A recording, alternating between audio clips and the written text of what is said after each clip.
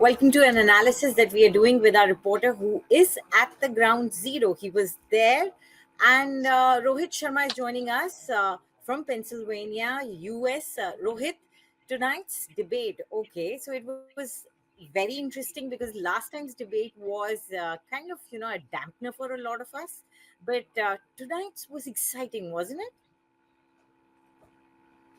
I think a lot of people were surprised how well Kamala Harris did.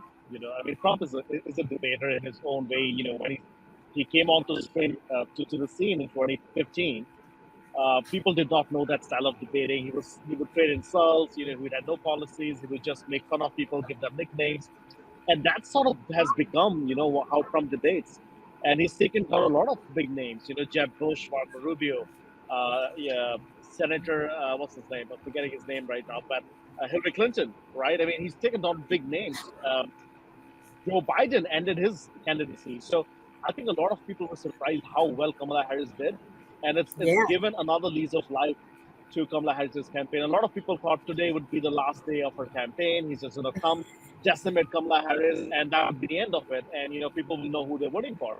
But I think what she did today and how well she performed today is a bit of surprise to a lot of people, including Donald Trump, who was right here behind us not too long ago, trying to attack the moderators and saying that the debate was fixed. The answers, the moderators were attacking me and this is biased and whatnot. Right. You may call me biased, or anybody may call me biased, but from the beginning only, when she walked up to him and offered her hand and introduced herself by name, despite knowing the fact that everybody knows who she is, I thought that was a great gesture, but maybe that gesture was meant to disarm him and like put him on a back foot rather than out of good intentions. I Absolutely. don't know. What do you think? I absolutely agree with you. Great mind thinks alike. As soon as she did that, I tweeted, I was like, oh, this is going to, throw him off because Smart he didn't strategy. expect that. I mean, when Biden and Trump met, they did not. They just walked into, their own podiums and just stopped. And they did not say, they didn't interact, they didn't say anything. I think she definitely had this one prepared. She knew exactly what she was doing. I also think Trump underestimated Kamala Harris, and he's done that in the past. There was debate in 2020 when I think it was the first debate against Joe Biden. And he underestimated Biden. He just thought he'd just go there and speak his mind and be done with it. And I think that's exactly what happened today. Some of the preparation that we were talking about going into this debate, Donald Trump said he's having policy sessions and did not call them as debate preps. While Kamala Harris was stationed right here in Pennsylvania in 5 days, trying to prepare for this debate. So I think he underestimated Kamala Harris a lot. And also, and I should probably say this, I saw Tulsi Gabbard just walk behind us. And a lot of people were asking her, she was supposed to help Donald Trump with this debate prep. What went wrong? And she did not have an answer to that. So I think they'll take a stock of the situation. But as I said, Kamala and her team did brilliant. They did brilliantly tonight. Okay, so the last debate looked like two grumpy old men, squabbling over certain things. But this time, what was interesting Right. was that Kamala Harris told him that you're talking to me, not to Joe Biden. Don't keep bringing him in. And at times, I felt Trump, calling him like a weak, pathetic man. That seemed a little, like harsh. So I think he got a little rattled, and then he started saying these things which were coming off as mean. I don't know, not many people care about these things, but do you think his attitude on the whole, because she was smiling, she had some mic drop moments, while he sometimes I felt looked a little uncomfortable with her quips. The word you're looking for is unhinged. That's the word they've been using on the campaign against You Donald used it, Trump. I did not. Kamala Harris campaign has been using that word for some time right now. They call them weird. They've even set up a website for a time that said unhinged or weird. So I think he was definitely rattled. He started to name calling. Calling her. I think he didn't call her nasty, but he called her ridiculous at one point and weak. And then Joe Biden, who's not even alive anymore, I think, is something to that effect. So I think he was definitely his old strategy of insulting people, but those were not landing today. I think And the age factor, right? I mean, you were right when you said two grumpy old men. You had Kamala Harris, who's younger, who could think quickly on her feet, unlike Joe Biden. So that played a very, very important role, I think, in all of this. And the fact that they are in a very tight race, I think Joe Biden, sorry, I keep saying Joe Biden, I don't know why, like Donald Trump wanted to ensure that he keeps his base pretty intact. But we're all talking about those independent voters in those battleground states. And I think we will see a bump in polling tomorrow and or day after. I think Kamala did pretty well. But will she be able to sustain that? I think that's the bigger question. Okay. At one point of time, we even saw her a little schoolgirlish, when she tried to interrupt Trump, and Trump got a little, irritated, and he even, ticked her off and said that I'm speaking. And she just smiled, and, there was a little smile on her face. I don't know. I thought that was sort of endearing. I did not find it irritating because I thought she did not get irritated because she knew she was pissed off. She was, ticking off Trump. But somehow I thought the strategy for the debate was on the point, and also the fact that Trump, at certain policy questions, came up with the fact, I am not the president yet, we will work on it later. That was like, I think it was on the health care plan. So that, I think, those Obamacare, were huge Obamacare. lacking. Yeah, He said yeah, he said he had concepts in his head. yeah. He'll discuss it. I mean, look, the guy's been the president for 4 years. I mean, he's been running since 2015, and for you not to have a plan to replace Obamacare, I mean, it kind of tells you actually don't have a plan. I mean, that's the reality of it. But at the same time, he said, "I'll run it the way it is," because he tried to get rid of it. He could get it.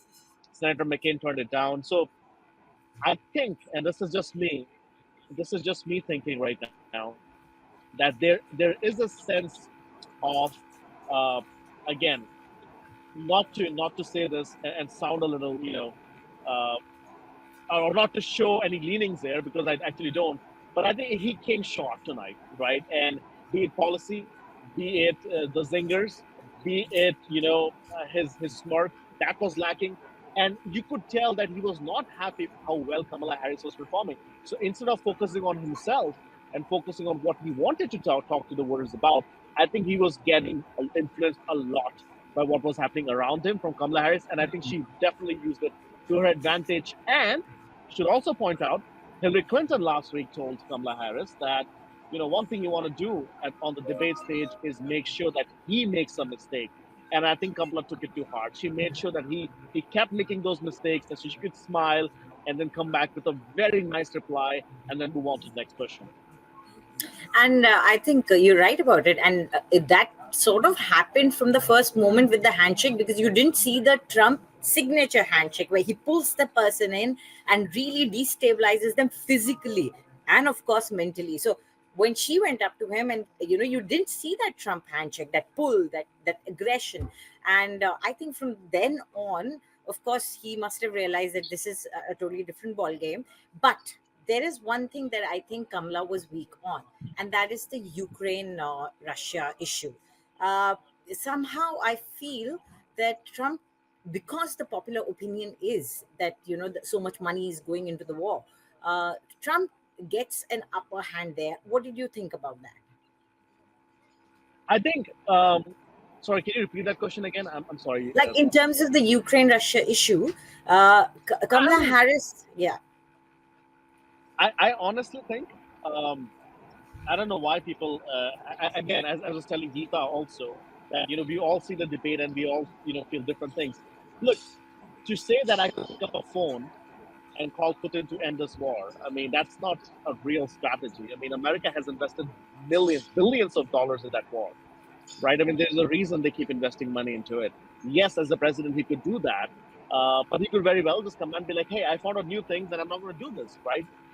So to say that is easier, and I think it's easier said than done. Number one. Number two, look, yes, the Democrats have a different policy. The Democrats believe in NATO. The Democrats think it's good to have their own alliances in Europe and leave them intact. Versus Trump, who thinks it's transactional. He thinks that people should be paying money in NATO, otherwise we should just back out of NATO. And he's not bothered about what will that do in terms of geopolitics and how how Putin may feel emboldened by it. And we've seen that when he was the president too. But yes, I mean, he was the president. He could obviously claim the fact that there were no wars under his watch. Russia did not invade Ukraine. There was no war in Gaza. So he can make those claims. But at the end of the day, Biden and Kamala Harris are trying to get to a ceasefire. So maybe there's a strategy there. But does Kamala Harris have a strategy to end the war in Ukraine? We don't think so. So he was trying to hammer that point to say, I have direct connections with Putin and I can call him up and I can talk to him, I can convince him, much like somebody else could do. So maybe he was trying to, portray his macho image out there, be like, I know how to get things done and I'm respected, to which Kamala Harris respected and people laugh at him. So it's, you don't know which one you should pick. Yeah, but think about it. Recently, Putin mentioned names of mediators, and definitely India was there on the list. And I don't think it's that easy to say Putin is a great friend, but is Zelensky? Do you have the capacity to bring Zelensky and Putin on the same platform? For 2 years, people have been trying. So it hasn't happened till now, and just to claim that one phone call will end the war is a bit of a far reach. And But I want to bring an India connection here before we move on to the next question. The only person, according to Putin, that can do that, and he's named India as well. He said, we exactly. would love to talk to India. Mr. India Doval is or supposed to be Brazil in Russia, or Brazil. Brazil, yeah, and Mr. Doval is supposed to go to Russia. We've seen Prime Minister Modi go to Russia and Ukraine. So if it was that simple, then why didn't Putin say, I'll have Trump resolve it, just elect Trump, and I will get it done. We would have solved it. India would have solved it by now otherwise. But Rohit, coming back to the debate, interestingly, Trump, sort of in the migrant issue also, I thought that he was not very aggressive. Eating cats and dogs and taking away pets for food. He used some, I think this was related to that only, when he was talking about there are people who have snatched away pets and they're using them for food. This wouldn't have happened if the immigration policy was not so. uh, I mean, it sounded a little incredible to a normal person, but this is something he has said again and again, and to bring it to a presidential debate, to say it in a rally, you know amidst your people, it's a different thing, but to bring it to a But presidential are you debate, surprised? My question to no, you is, are you surprised? maybe not, but It's Trump. He designs his own templates. He has repeatedly misstated facts, and he doubles down on them until people like start agreeing with him on that. I mean, the fact of the matter is, somebody on his campaign may have advised him that, hey, you've got to bring this up. This is a hot topic. People have been talking about it in the last week or so. Did not do their due diligence and made him look bad tonight. Hmm. But knowing Donald Trump, he probably doubled down on it, and he did during the debate too. He sort of called out the moderators, said, probably you did not know, but I know. I've seen those videos. I've seen those things. So I think at the end of the day, the word I was using was unhinged. I think he was. He was all over the place, which he usually is. But, I think Joe Biden, he found a weaker opponent. But tonight, I think he met his equal. And I think that was a problem for Donald Trump. Do you think the fact that he spoke about Israel and sort of painted Kamala Harris as the biggest enemy of Israel, will that impact, because he did manage to paint her quite anti-Israel? Yeah. Pretty smart move. Pretty smart move, if you ask me.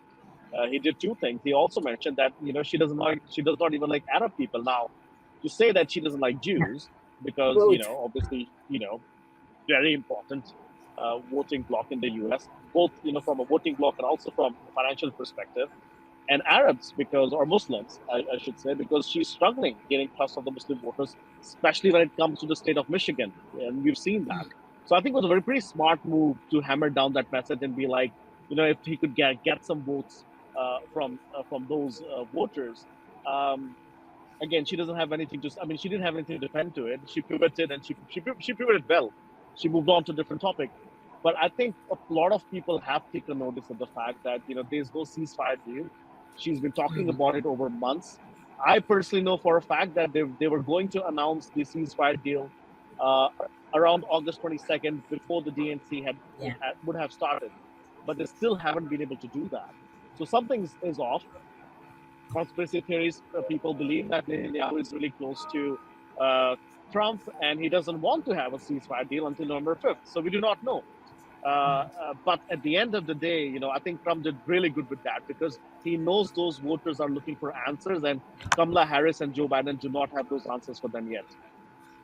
And to say that Israel will cease to exist in 2 years if she becomes president, I mean, that was a very, very, he called it a prediction. He says, I make predictions and they're usually right. And to say something like this about a country that Israel has, a country that US has constantly said that it's an unconditional support that we are offering. I thought that was a bold move, and it might, work with certain segments.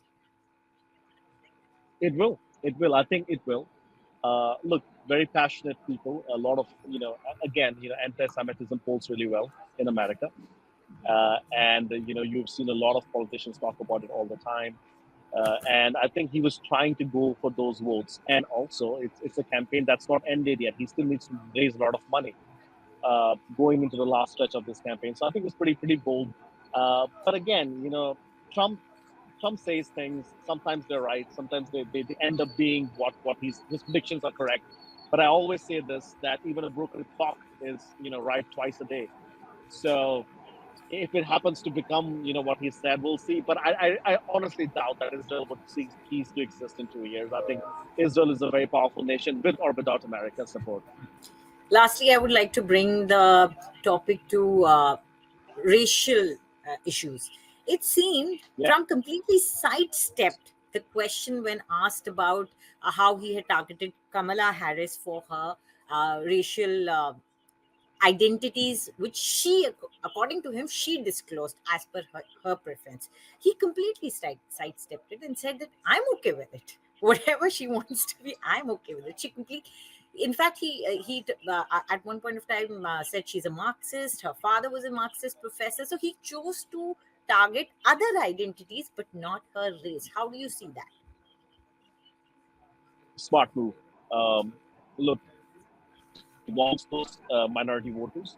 He wants Indian American voters.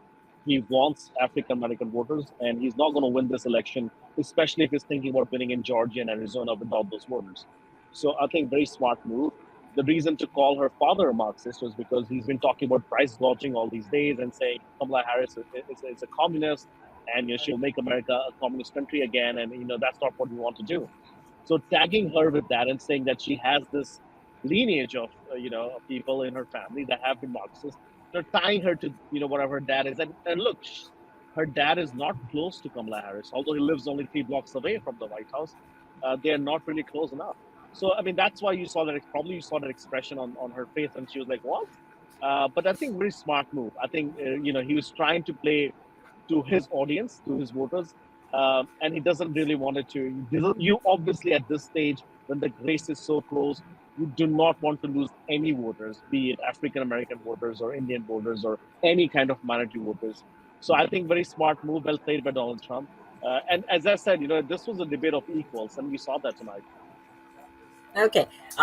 So before I go, of course, abortion issue. I forgot to speak about it. Very important for the women Oh across yeah. America, and of course, Ms. Harris always brings it to the forefront, keeps hammering on it, and it seemed that even the news anchor, the female news anchor, really wanted to get it out there.